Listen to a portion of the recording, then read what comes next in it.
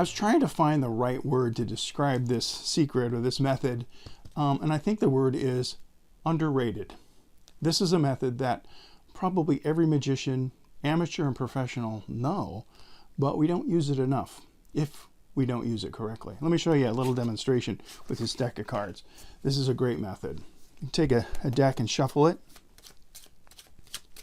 and we can shuffle it legitimately, not doing anything sneaky here. I'm not that good. But we are really shuffling the cards, cut them up, and ultimately have someone select a card, freely select a card, by the way, from a face-down deck. Now, I'll have a spectator just pull one out of the middle. So don't look at it yet, just slide it out and don't look at it, okay? But what I'm gonna have to do, I'll turn away, I'm gonna have you look at the card or pick it up and then put it back down. And they, of course, would do that. I'll show you on the camera so you can see what this is gonna be for the sake of demonstration purposes. Okay, so they've looked at the card. Say, now I want you to do this. I want you to put it somewhere where you think the middle of the deck is. And they'll try and do it. It doesn't have to be exact, but as long as we know the card's in the middle of the deck. Because sometimes magicians do sneaky things. See, I just squared up the deck. Maybe I'm so good, I just moved your card to the top of the deck. Did I? No, of course I did. I'm not that good, and it's not at the bottom. So it is somewhere in the middle of the deck. But I could give it a couple of cuts. I could give it a couple of shuffles like this. Right? And I might be doing something, if I'm really good, I might be doing something pretty sneaky. I might be getting control of your card and getting it to the top of the deck. I might, but I didn't. It's not on top, right? And it's not on the bottom. So that means it's somewhere in the middle. And it's my job to have to try and find it. I don't know if I can, but I'll give it a shot. In fact, I think what I'll do is I'll just cut the cards once and then pull one out of the middle like this. And let's see what happened. So all these cards, face-up cards, do you see your card in here anywhere? Well, that's probably because it's right here. I did find it somewhere in the middle of the deck. All right, so if you have been a magician for any length of time, you may realize what I'm doing is actually not sleight of hand, although this is a deck that gives you credit for doing sleight of hand when you really aren't doing any. This is a special deck of cards. It is not marked. It was right next to your Svengali deck when you bought a magic kit when you were 8 years old, because it's called a stripper deck, shaved deck, tapered deck. Those are different names for it. Old school name is probably stripper deck. And in case you're not familiar with it, these are great cards to work with. You can actually play a regular game of cards with this. There's nothing too unusual about the way they look. They're not marked or anything like that. Of course, you'd probably still win because they are gimmicked, and I'll show you how. They're cut in such a way that it's easy to find or control any card in the deck. So this 7 of spades right here, for example, and this is true for all of the cards, as I'm looking at it, I can see this edge right here is cut slightly. It's been trimmed about from halfway down the card all the way to there, maybe a 32nd of an inch, just barely, because what happens is it makes this end of the card narrow, this end of the card wide. And if all of the cards are in the same orientation, if they're all going the same way, all the narrow ends at this side and the wide ends on this end, then they feel fine until one gets turned around. And that's what happened, of course, when my spectators selected a card. I'll show you what I mean. If we take out a card like this, they look at it. You may have noticed if you play back, I actually spun the deck around as I gave them instructions. When I put it back on the table, I had spun the deck around. So when we put this card back in, whatever it is, this is the Queen of Spades, what's going to happen is the Queen of Spades is going to be easy to find because she's backwards. Her orientation is in such a way that I can feel that wide edge.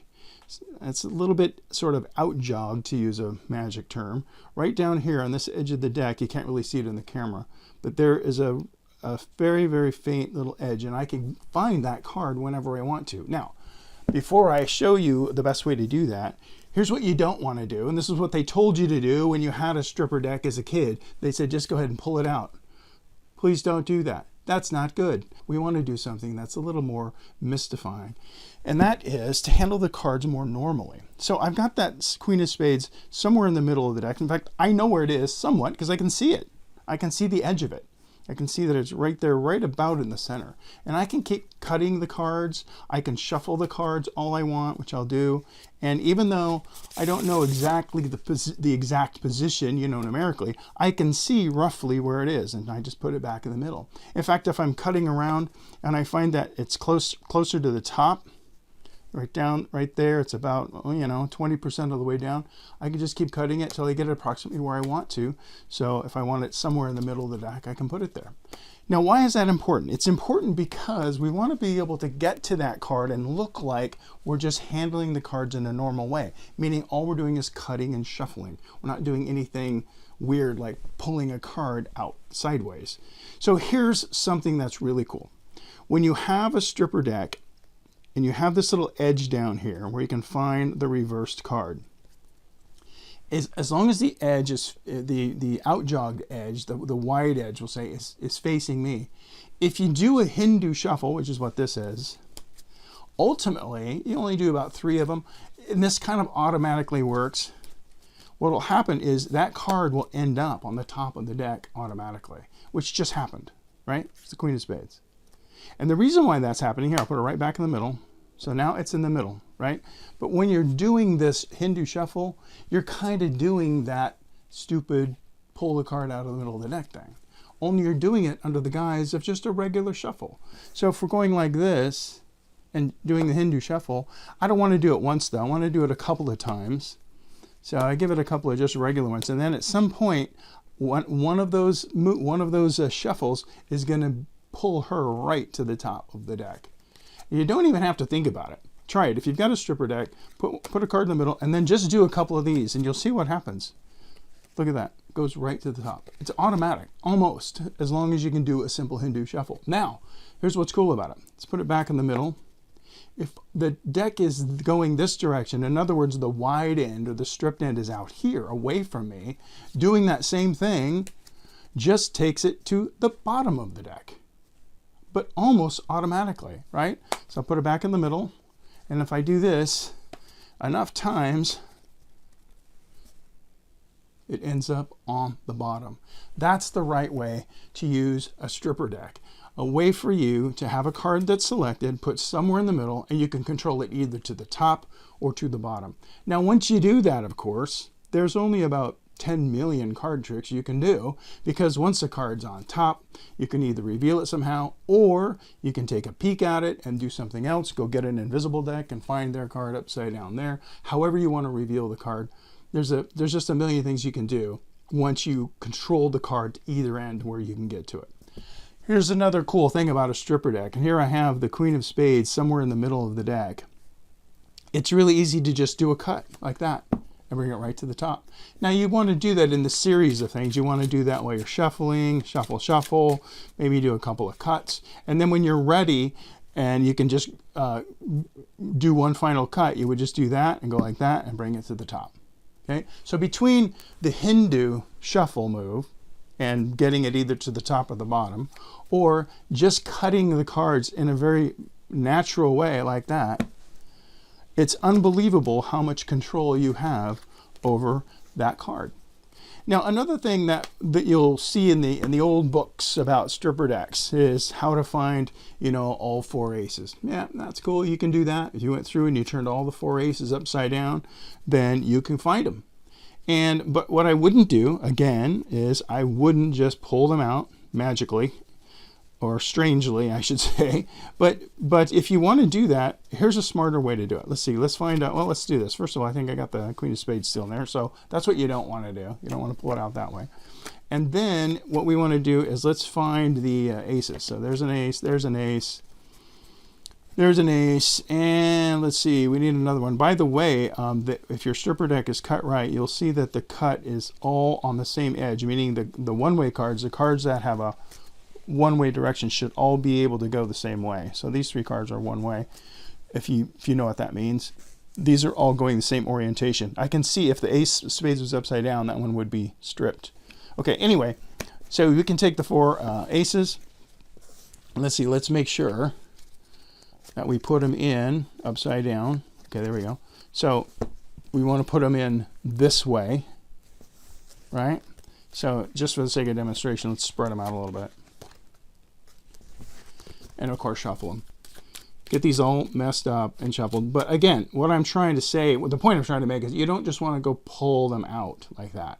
Even though you're capable of doing that with the stripper deck, that's not the way to handle it. What you're going to want to do is either do your the cut to them one at a time, do your Hindu like this, and if you do this enough times, you're going to find that they're all going to make their way to the top. What I'm saying is, if you use a stripper deck correctly, you would use it. You would act like you're shuffling all the time, cutting and shuffling, and doing this kind of stuff, and then find the cards that way, because it just hides the fact that you're using a trick deck. Now, I did this in a room full of magicians not too long ago, and of course, every magician worth his salt knows what a stripper deck is. It's like a Bengali and a stripper and a mark deck are all pretty much, everybody knows that. But I did a trick for them, a room full of magicians. None of them knew I was using a stripper deck because I didn't do any of the typical stripper things like pull one out. So what you want to do is you want to handle like a regular deck of cards, and you want to use that cutting and that Hindu shuffle. But here's another thing you can do. One more thing you can do. Let me pull out all the aces and get this all set up again. Let's take one card and strip it. This time it'll be the King of Diamonds. We're going to turn it upside down, put it in the middle. Okay, so now I've got one stripped card in here. Okay, King of Diamonds right there. So here's another cool way to handle a stripper deck. Again, you've done all of your shuffling. If you want to cut the cards like this, because this is a normal cut. This is sort of a Vegas style cut. You can go like this and cut your cards this way, especially under the guise of your hands, because this is a normal way to cut cards, right? And what I did was I just cut the cards and brought that card to the top. Do it again. So here it is all shuffled. But if you do this, that doesn't look bad. That looks like the way you should be cutting cards, right? Kind of a Vegas style cut, or whatever that's called. I don't even know. If you do it a couple of times until you're satisfied, you can feel when you've moved that card to the top. Okay, so I'm probably belaboring the point and overstating this. I just love stripper decks. There was a time that's all I used. For a few years, I just had a stripper deck with me, and almost all my card tricks I did with a stripper deck, because I could control any card in the deck and get to it anytime I wanted to. That is an amazing, underrated gimmick or method that allows you to control cards, and it makes it look like you have amazing sleight of hand skills, and there's almost no sleight of hand. If you know how to cut the deck, shuffle the deck, do a Hindu, then you can do just about anything with a stripper deck.